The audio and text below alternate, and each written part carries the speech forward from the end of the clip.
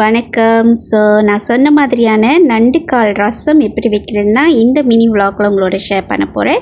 நம்ம சேனலை புதுசாக பார்க்குறீங்கன்னா சப்ஸ்கிரைப் பண்ணிக்கோங்க அண்ட் ஷேர் பண்ணுங்கள், லைக் பண்ணுங்கள். ட்ரை பண்ணிங்கனாலும் வந்து கமெண்டில் சொல்லுங்கள். ஓகேங்க, முதல்ல நண்டு காலை இந்த மாதிரி நல்லா இடிக்கல்லில் போட்டு இடிச்சுக்கோங்க. ஸோ உங்கள் இடிக்கால் எவ்வளோ இதுக்கு இடிக்க முடியுமோ அந்த அளவுக்கு இடிச்சுக்கோங்க. இடிச்சிட்டு பார்த்திங்கன்னா அழகாக ஒரு பிளேட்டுக்கு மாற்றிக்கோங்க. அப்புறம் சின்ன வெங்காயம் தான் நான் எடுத்திருக்கேன். சின்ன வெங்காயமும் நல்லா தட்டிக்கோங்க. சின்ன வெங்காயத்தோடு சேர்த்து இஞ்சியும் சேர்த்து தட்டிக்கலாம். அப்புறம் பார்த்திங்கன்னா நல்லா இந்த மாதிரி ஒன்றும் அதிகமாக கூட தட்டிக்கலாம். நீங்கள் கண்டிப்பாக ட்ரை பண்ணி பாருங்கள்.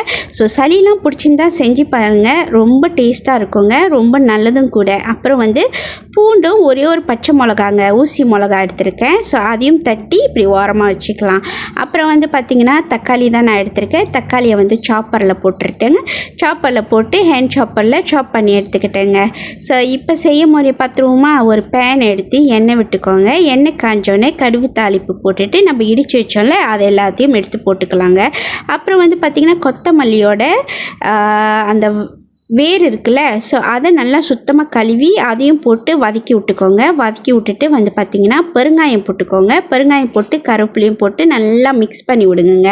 ஸோ அந்த பச்சை வடைலாம் போகிற வரைக்கும் நல்லா மிக்ஸ் பண்ணி விடுங்க. அப்புறம் இப்போ நம்ம மசாலா ரெடி பண்ணிடுவோமா ரசத்துக்கு. ஸோ அந்த இடித்த கல்லே தண்ணி ஊற்றி மிளகுத்தூள், சின்ன சீரகத்தூள், மல்லித்தூள், சோம்புத்தூள், மஞ்சத்தூள், ஓகேங்களா, எல்லாத்தையும் ரெடி பண்ணி வச்சுக்கலாம். ஸோ அந்த இடிக்கல்லை கழுவிடாதீங்க, ஏன்னா நீங்கள் இடித்த அந்த சாரெலாம் அந்த இடிக்கல்ல தான் இருக்கும். ஸோ அதனால தான் நான் அப்படியே அதுலேயே மிக்ஸ் பண்ணுறேன் தண்ணி ஊற்றி.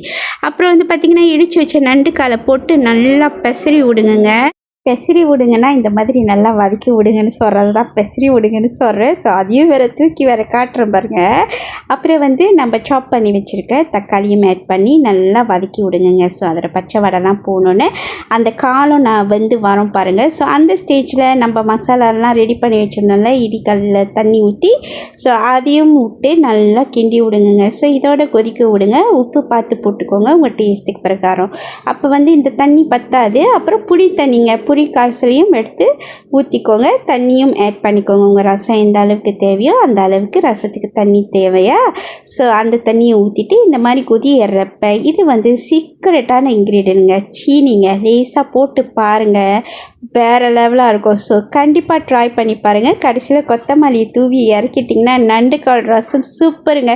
ஸோ காய்ச்சல் எல்லாத்துக்குமே ரொம்ப ஒரு நல்ல யம்மியான ரெசிபி. ட்ரை பண்ணிங்கன்னா மறக்காமல் கமெண்ட்டில் சொல்லுங்கள். திருப்பி சொல்கிறேன், நம்மளை புதுசாக பார்க்குறீங்கன்னா சப்ஸ்கிரைப் பண்ணிக்கோங்க அண்ட் டிக்டாக்லேயும் ஃபாலோ பண்ணிக்கோங்க, நம்ம பேஜையும் ஃபாலோ பண்ணிக்கோங்க. தேங்க்யூ ஃபார் வாட்சிங் கைஸ். see you next